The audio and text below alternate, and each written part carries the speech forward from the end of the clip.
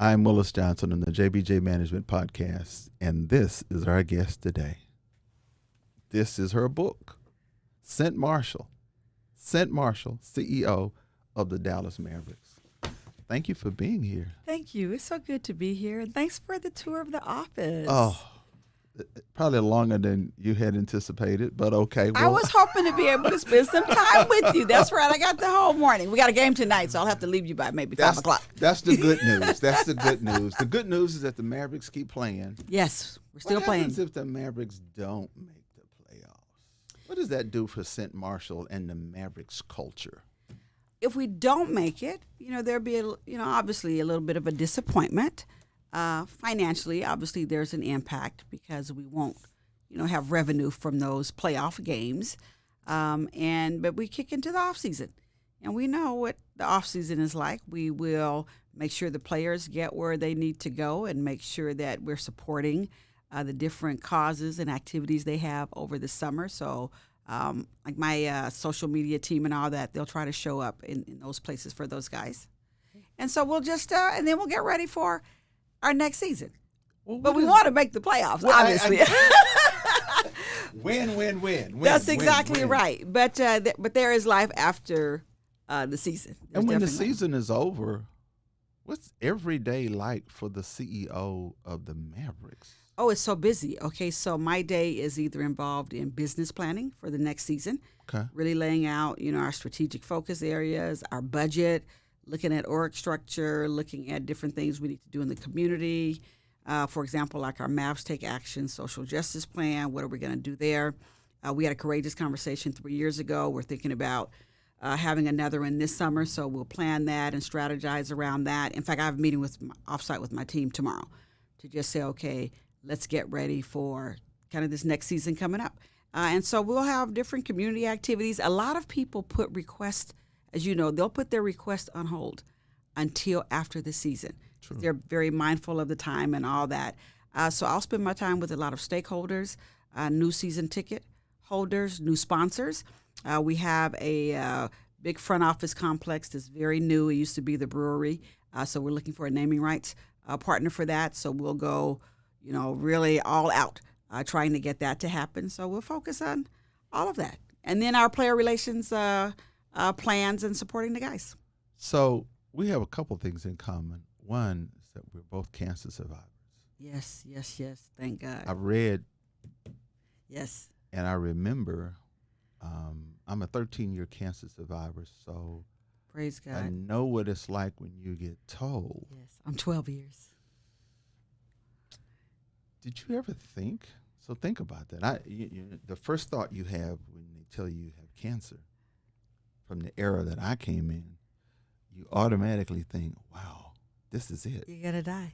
It's an out-of-body experience. I describe it as the only out-of-body experience that I've had in my life. And I've gone through different things, but I just never felt like the doctor was talking to somebody else. It was just like my mind left my body when he said, I have news, it's bad and it's significant. You have stage 3 colon cancer. You're going to have chemo. And I honestly can't remember everything he said after that.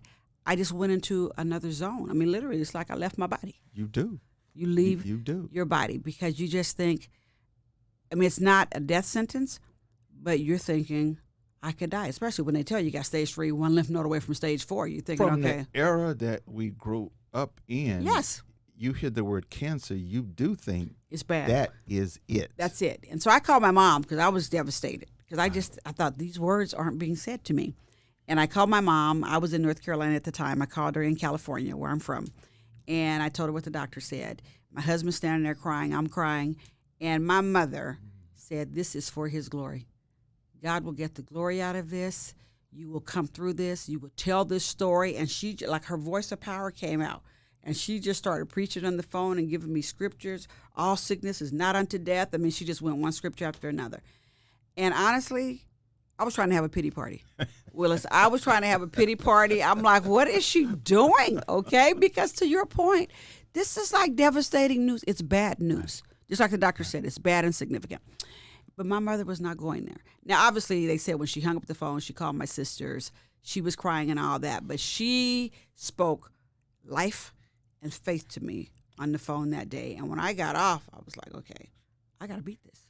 She said, you've been chosen for this. We got this. I'll be out there. You keep me posted on the next steps, blah, blah. I mean, she was just powerful. You've been chosen, and that's the name of the book. That's exactly right. That's what she said. That's what she said.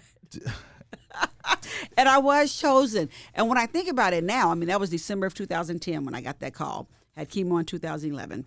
But when I think about it, I was chosen for that. And also other things in my life. And that's what the book is about, that we are chosen for the good, the great, the bad, and the ugly that shows up in our lives. And not only are we chosen for it, we are equipped for it. As long as we can draw upon a community. I mean, my book in a nutshell is about how God and great people always show up in my life for the things that I have been chosen to go through. So think about when you're getting that news, and here we are, double-digit years later, you're the CEO of an NBA team. Is that crazy? Is that crazy?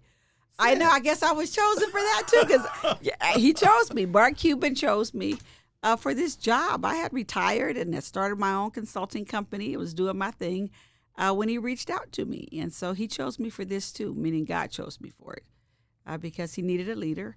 He wanted to get on a journey for, to a great place to work for his organization. And he chose me. I got a call out of nowhere. I didn't even know him. Well, I go back to my days as a radio disc jockey. There was a record that the hardest working man in show business put out called This Is a Man's World. It's a man's world. I know that song. That's what you're in. Yes. As the CEO of the Dallas Mavericks. Yes. How is that? What is that? What is that like? Okay, and so, I worked in telecommunications and technology for 36 years. I get it. I grew up in a white male-dominated environment. Yep. And so I'm used to navigating that. I'm used to having mentors and sponsors that don't look like me, but then I know the obligation that I have to diversify those tables and get people around the table who do look like me and other people. So it's not new to me. Actually, the most challenging part was not knowing the subject matter. I mean, when I walked in and I didn't have any people, any women or people of color in permanent leadership positions on my team, I knew I could deal with that. I mean, I could diversify. We could do what we need to do and create the right culture as long as I had a good team of people around me and all that, because you never do it by yourself, right? Right. But not knowing the subject matter was the hardest part. But one thing my boss told me, and I truly, truly adore, I love my boss. I love Mark Cuban. He said, I need a leader. I'll teach you the business of basketball. Others will teach you the business of basketball. And that is true. My 29 colleagues around the country are fabulous. And some of them were reaching out to me and sending me emails before I even knew my email box was set up, because they wanted me to be successful, and they knew I didn't know the business of basketball. But they were happy for my boss and happy for the Mavs that, he selected somebody who could lead and somebody who knew about transforming cultures and all that. And so he kept to his promise.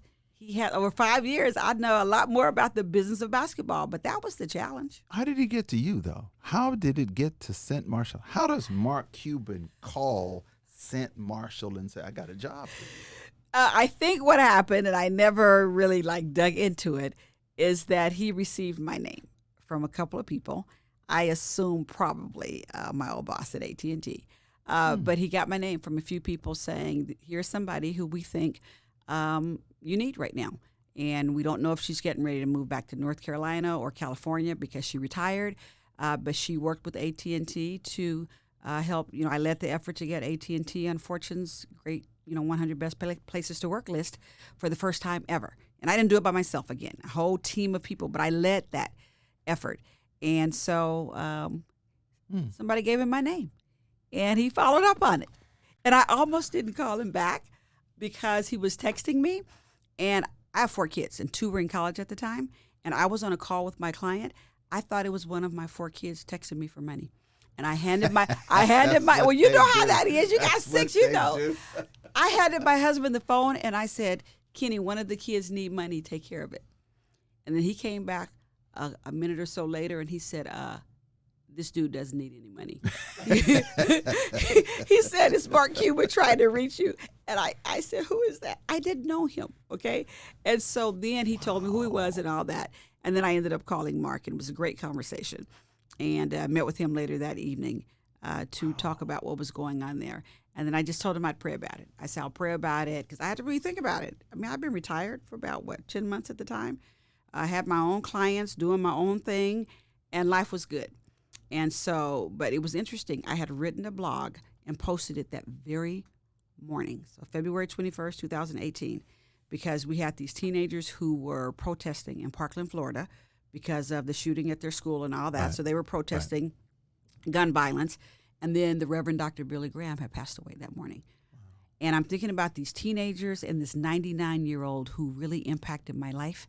And so I wrote a blog post about impact. And then I thought, age-wise, I'm smack dab in the middle of these teenagers and this 99-year-old. What impact am I going to have going forward? And so really, I was just very emotional that morning, and I wrote that blog called Impact and posted it, and then got on with my day with my clients.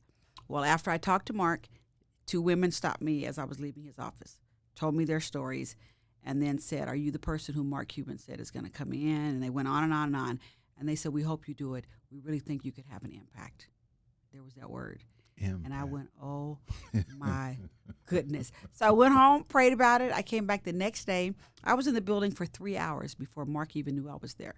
Because from the time I walked in, people grabbed me into the conference room, men and women, and just started telling me about the culture and their stories, and they were glad I was there. So when Mark found me, he goes, well, I guess the answer is yes. I said, I guess so. I've been here for 3 hours.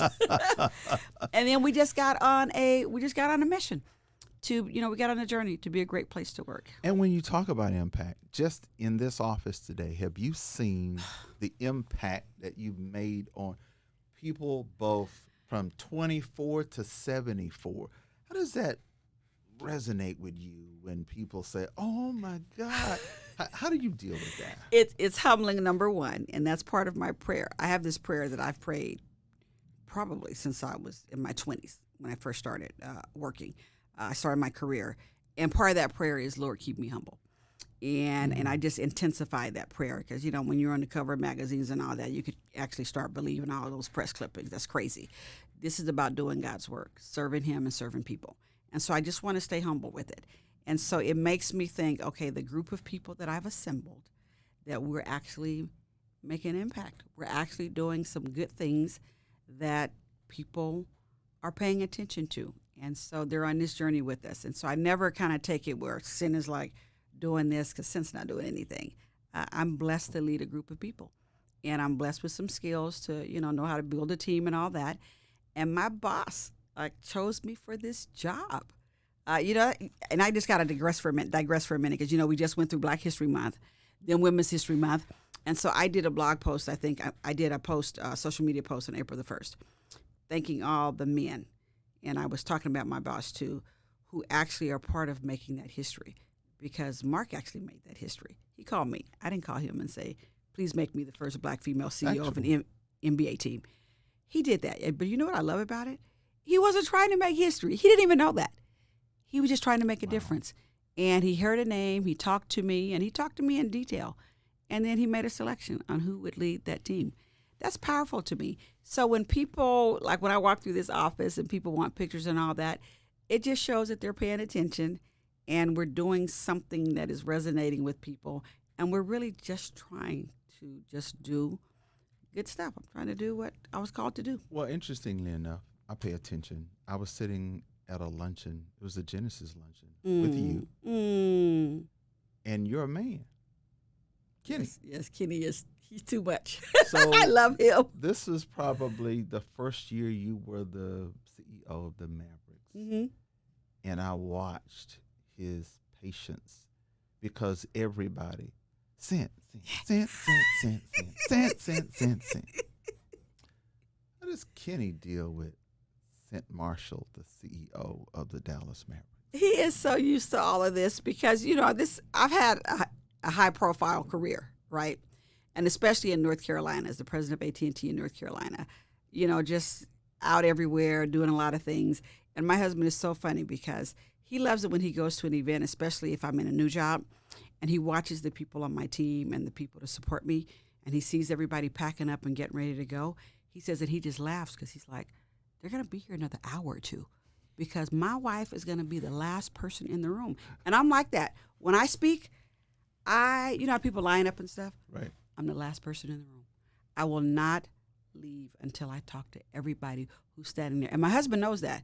So he'll go and get a cup of coffee or something. He'll just sit there. He is so patient. He is so used to it. He is so used to it. And sometimes he'll tell me, okay, you need to go do that. You need to go do that. I know you don't care about that. I know you're not all about the pictures and all of that, but it's good for people. People need to see it. Kids need to see it. Women need to see it. So sometimes he has to encourage me to actually go and do stuff that I don't want to do because he says, no, you're on a mission. This is good for the community. It's good for women. It's good for this. So he's always saying, let's go. And then sometimes he's like, oh, well, I don't want to go. But most of the time he's going. But he's used to it. You know, we'll be married 40 years on April the 30th. Fantastic. Isn't that beautiful? Oh, my goodness. So he's used to this. I've known him since I was 17. So he's used to it. He's used to it. And he tells people, he goes, people will say all the time, is she always like this at home? He goes, yes. His house is rocking all the time. And when we were raising our kids, it was rocking all the time. And he would also tell people that my first priority is being a mother. And people don't, I mean, if they're around me long enough, they know that. But that's my first priority. Were you going to move back to California? And by the way, the group we were trying to think of earlier was Confunction. Confunction. That's it. Confunction. That's right. We were having a conversation before we got started. It was Confunction. Yes, Confunction. That's right. Are you going back to California? Now that you've written a book, you've been on a tour, you the CEO of the Mavericks. I mean, people have high expectations of you. Are you ever going back to California? We'll go and visit. We love Dallas. In fact, my brother just told me last night my mom is going to come out here and visit us. She's 87 years old next week. And so we love Dallas, and we kind of describe it as the best of both worlds because, of course, I was raised in the San Francisco Bay Area. So I'm used to an evolved metropolitan area, and Dallas and the Metroplex is that. And then we loved our 6.5 years in North Carolina, all the Southern hospitality. Dallas has all of that. So I get the best of both of my worlds. Right here in Dallas, and it's the middle of the country. I can go see everybody I need to see within 3 hours. So it works. I love Dallas. Not too bad. So I'm staying. Because we were going to move right before Mark called me. We were actually going to move back to North Carolina. So I have two more things I want to run by you. Okay. How's the Mavericks office culture changed now that Cynt Marshal is in charge? It has changed. Here's the way I describe it, okay? We have our workplace promise is every voice matters and everybody belongs. Okay. And so we made diversity, equity, and inclusion a priority for us. And it's because I believe in the business case that if you want to have a profitable business, you will focus on having a diverse workforce, diverse suppliers, diverse customers. Your philanthropy will be spread in diverse communities. You'll have diverse vendors, all of that, if you want to be successful. I mean, I really believe in that McKinsey business case, and it's because I've lived it. Sure. I lived it at AT&T. And so that's the vision that we set out. Literally, when I came to the Mavs, we set out a vision that said we would set the global standard for diversity and inclusion by the end of that year.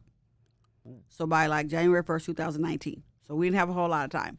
And then we laid out a set of values, and our people live these values, and they spell crafts: character, respect, authenticity, because that's important, fairness, teamwork, and safety, both physical and emotional safety. The fairness piece is all about equity.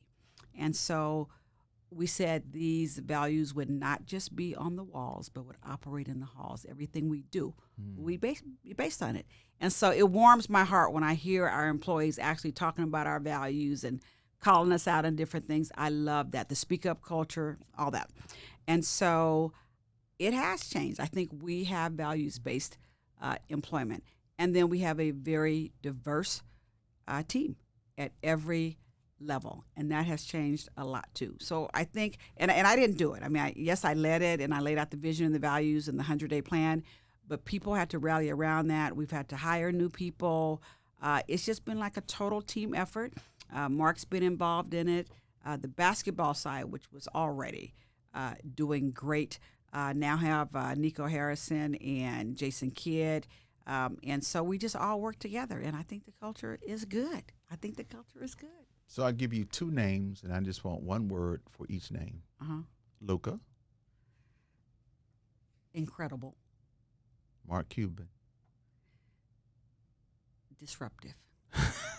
Now you got to explain that. What does that mean? It means that he is on a mission to disrupt things, to disrupt the status quo, to make the world even better. And I truly believe, in fact, Bishop Jakes, T.D. Jakes is coming out with a book called Disruptive Thinking. And I think it's so timely because sometimes you think disruption, you think bad, right? No, disruption is good because the world has changed. If you think about like COVID and what we dealt with in the past 3 years, people have changed, the world have changed, we've changed. And so that's disruption in a good way. So what's next kind of for us in this country? And I look at what my boss is doing with cost plus drugs and how he's disrupting the pharmaceutical industry. I truly believe, at 63 years old, I truly believe that there are some people who are just put on this earth to really disrupt in a way to make things better. And I think he's one of those people. And I told him that one time. He just kind of laughed. I said, no, you have just got to stay focused on the big things that Lord is calling you to do. Wow. Because some people really are disruptors in a great way. They change the world for the better. They do things that make our lives better. And so that's who I think he is. You're definitely making an impact. Thank you. Our guest today is Cynt Marshal, CEO of the Dallas Mavericks. Her book is entitled, You've Been Chosen. Apparently, her mother told her that, and that's the rest of the story. Thank you. Thank you, Cynt. We much appreciate you. What a pleasure. Thank you.